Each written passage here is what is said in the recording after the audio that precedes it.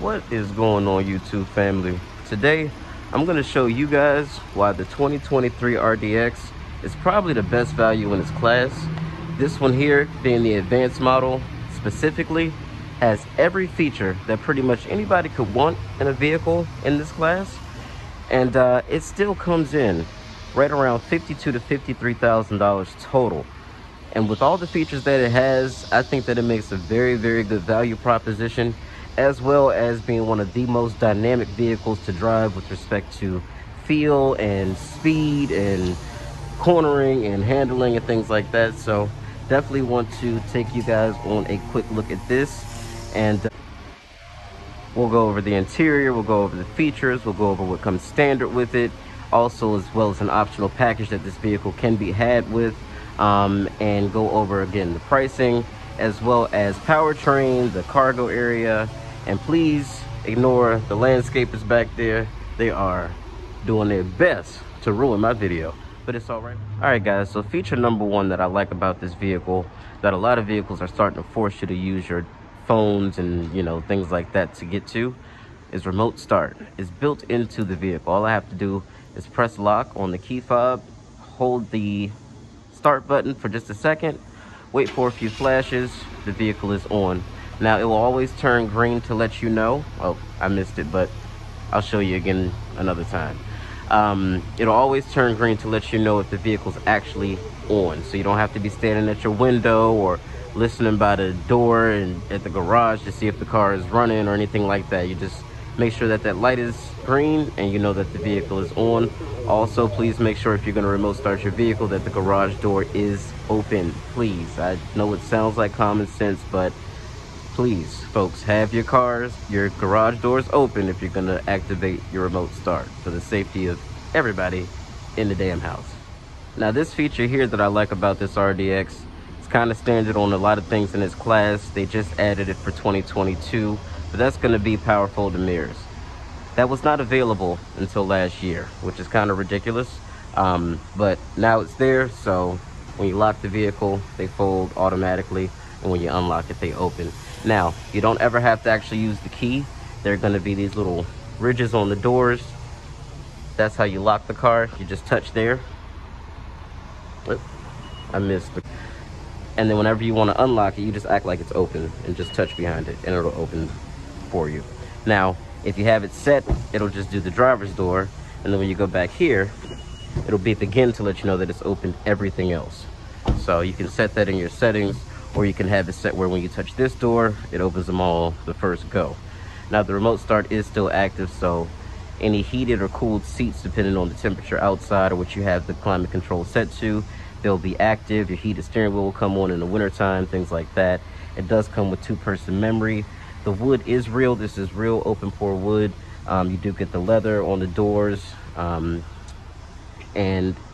these are ventilated seats, so you do have the perforations, so they actually function. I hate when I see cars that have perforations and they don't have ventilation. Like, why are the holes there? They're supposed to be for air to come through to cool your butt and your balls. So why are they there if it's not going to actually cool your butt and your balls and your cooter, if you know? So anyway,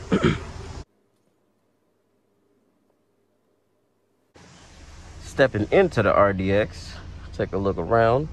Yeah, your boy got the head mount today. I'm trying something new. Got a nice panoramic sunroof, and then this is going to be the instructions to let you know how to get the vehicle active. Press the brake, go ahead and press the start button, gauges light up, screen comes on. Let's close the door. Super solid doors, you know we love that around here. And as far as features are concerned, you do have a head-up display, which I'm going to make brighter now so you can see it in the windshield there. So that can show you as little or as much as you want. So you can have your current speed, the speed limit of the road you're on, your driver's assistance information like your lane keep assist or your adaptive cruise control. You can have audio information up there. You can have your phone information up there. And you can have a compass. You can have all sorts of things. Or you can have as little as, you know, just your speed like this one has, or you can turn it off if you don't like it at all. Then you do have a helper screen here in the middle, and then you do have 2 set analog gauges, which a lot of people still like that. And so excuse me, if that's what you're into, more traditional look, you do have that. This wheel on the right is what you're going to use to scroll through all your menus. So if you have embedded navigation set, so nav from Acura over here, if you have this set to anything, it will show it up here as well, your turn-by-turn directions, exits, things like that. You have maintenance for your oil, so it'll tell you when it's time to get the oil changed, tires rotated. Tire pressure monitor, of course. Your super handling all-wheel drive monitor shows you in real time how that vehicle is sending power side to side and front to back. You do have a seatbelt monitor that basically snitches on everybody in the car, which is a good thing. That also ties into the rear seat monitor to let you know, if you have a dog or a kid or something in the back, to maybe not leave them in the car. Moving right along, and then you have minimal, which is minimal, that will disappear and there'll be nothing in the middle. And then you also have your safety support. That's where you can go in and do things like disable or enable your road departure mitigation, your blind spot, low speed braking, and you have collision mitigation as well. I typically in these vehicles turn off the road departure mitigation, especially on test drives, because it just shakes the wheel and it's kind of abrupt. So I usually tell people to just turn on the lane keep assist. That's a lot better of a system. The road departure mitigation is like an emergency sort of situation. It's trying to keep you or alert you that you're about to leave the road and depart the road. So it's doing its best to alert you. So it's meant to be abrupt, but it's just not, it's not good. And a lot of people on test drives, for some reason, they don't use their turn signals, so the car freaks out. Then it freaks them out, and they think that it's something wrong. I'm like, nope, you just need to use your turn signal, blah, blah, blah, blah, blah, blah, blah. So anyway, now, every RDX comes standard with all those features that I just showed you. The only difference, I think last year or this year still, is that you don't get the front and rear parking sensors on the base model. That's the only difference. Other than that, all the lane keep assist, adaptive cruise, all that stuff is standard.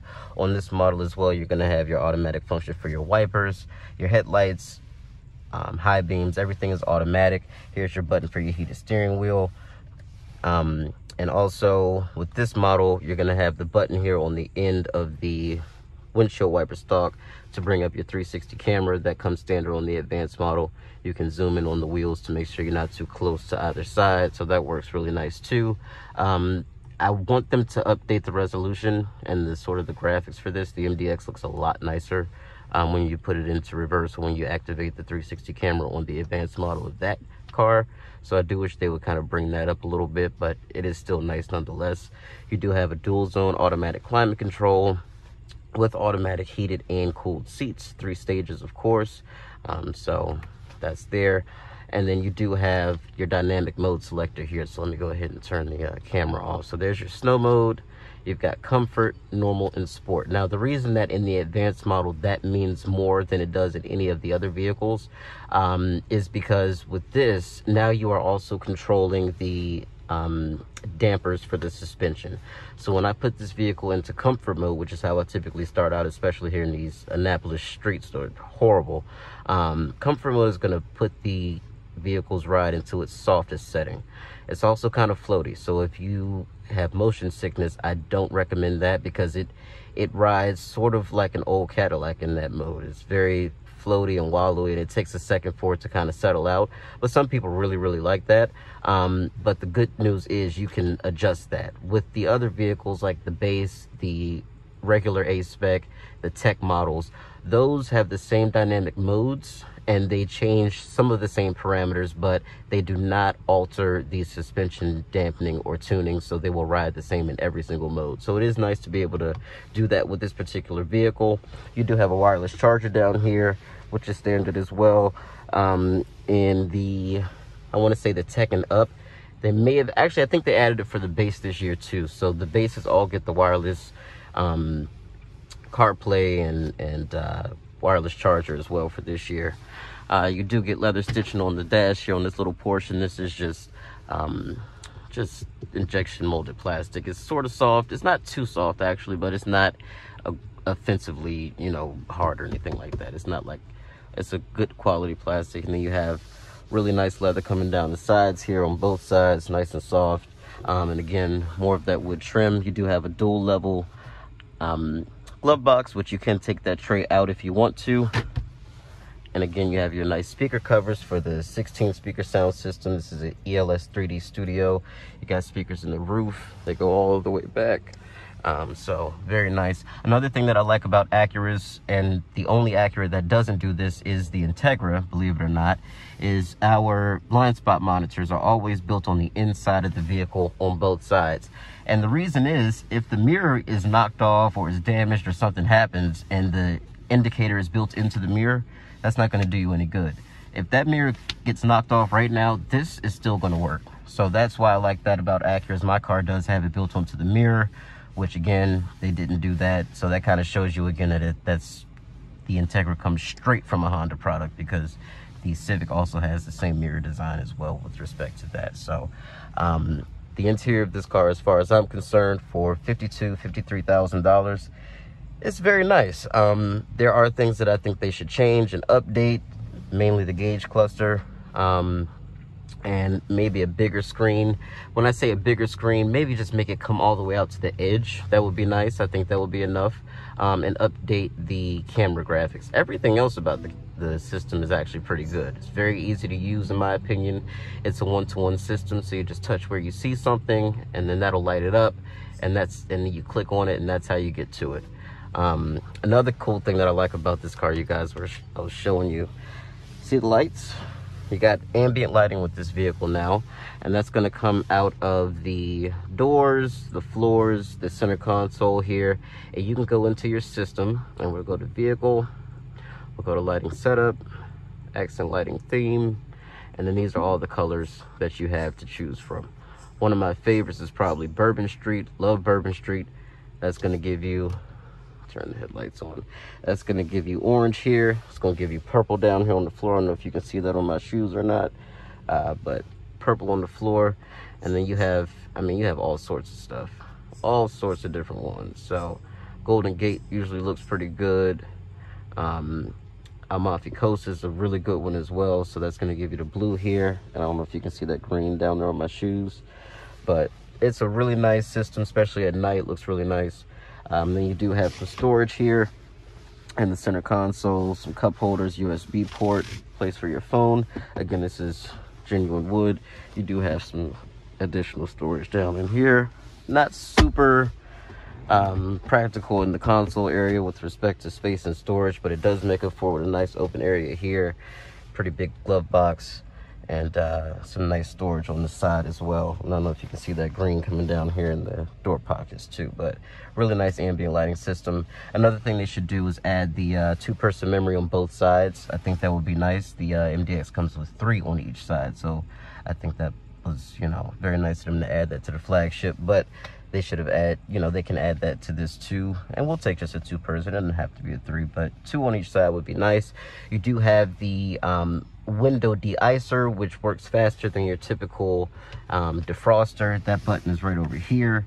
That actually heats up the windshield itself without having air blown onto it, so it's going to clear that ice out a little bit better for you and a little bit faster as well.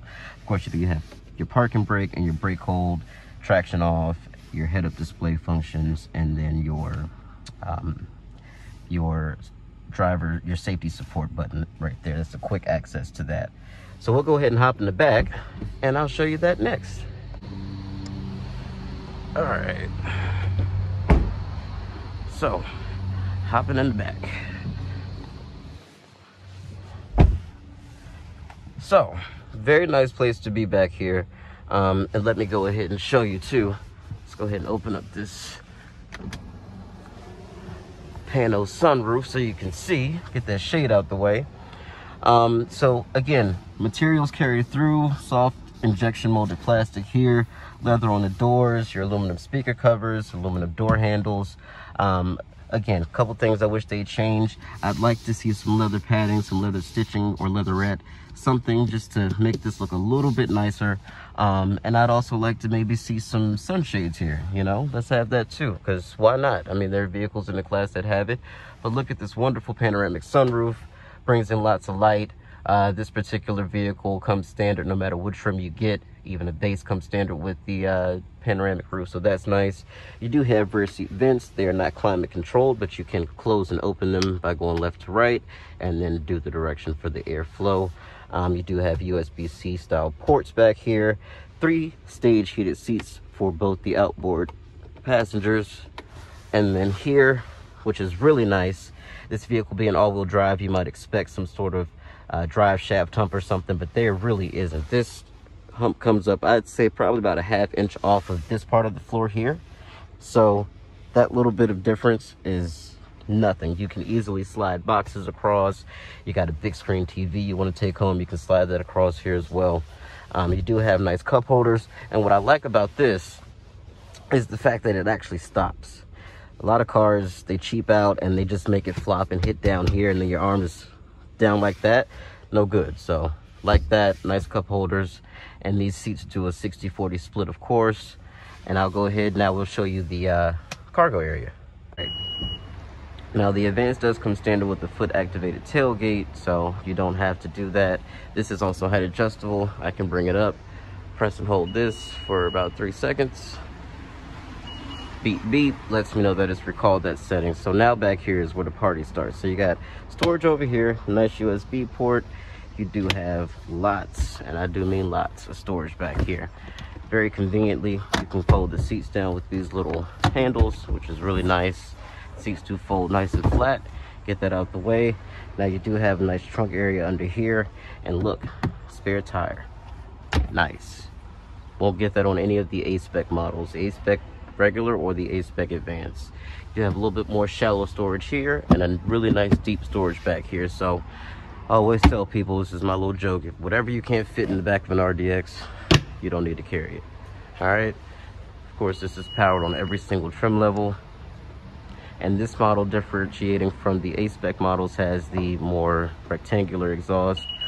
The others have the 4-inch circular exhaust, so a little bit more aggressive on those models. And then you have these 19-inch wheels, which I think look way better than the last Advanced RDX wheel from like 2019 to 2021. Those wheels were garbage. Oh my goodness. But let me go ahead and pop the hood for you so you can see that. We'll talk about power and torque and all that good stuff. All right, first things first, hood struts. I love it. Wish they would have added those on the Integra, but that's okay, because the Integra has like this service position where you can flip that thing damn near 90 degrees straight up, and pretty cool. So I guess that's why they didn't do it. Makes it easier for you to work on. But anyway, this is a 2-liter dual overhead cam, direct injected, 4-cylinder with VTEC. You're looking at 272 horsepower, 280 pound-feet of torque. It's hooked up to a 10-speed automatic transmission, going through that super handling all-wheel drive system. It is a front-wheel drive bias system naturally. However, whenever you put the vehicle into its sport mode, the vehicle will send 70% of its power to the rear axle, and it can then appropriate 100% of that 70 side to side, which allows it to have that torque vectoring that super handling all-wheel drive is so well known for. It allows this vehicle to drive and feel dynamic when it's dry, and it also allows the vehicle to be nice and capable when the road's slightly wet, a little rough, a little snowy, anything like that, and you can actually have fun with it. It's a safe driving vehicle, but if you put in that cheat code and disable all the nannies, turn VSA completely off, get this thing out into an open parking lot that's full of snow, and I mean, you can really do some cool donuts, do some nice power slides. This thing is a blast to drive. So 0 to 60 for this vehicle should be somewhere in the low 6-second range. They do have tunes and all sorts of support for this particular motor. I've seen people do exhaust on their RDXs. I mean, this car is basically a Type R motor in here, just smaller turbo, slightly detuned. There's a couple other little differences, but it is basically the same 2-liter turbo. So there's plenty of potential with making more power with this vehicle if that's what you're into. So we'll go ahead and close up the hood, guys. I hope you enjoyed our walk around of this pollen infested RDX. Welcome to Maryland, and I will catch you guys in the next one. I'm definitely gonna get this out on the road probably a little bit later. I'm one of the only people here right now, so I gotta do what I gotta do until somebody else shows up. But once that happens, we'll hop in and we'll do a POV style test drive as well. Thank you guys for joining me. Make sure you like and subscribe, and I will catch you in the next one. Peace out.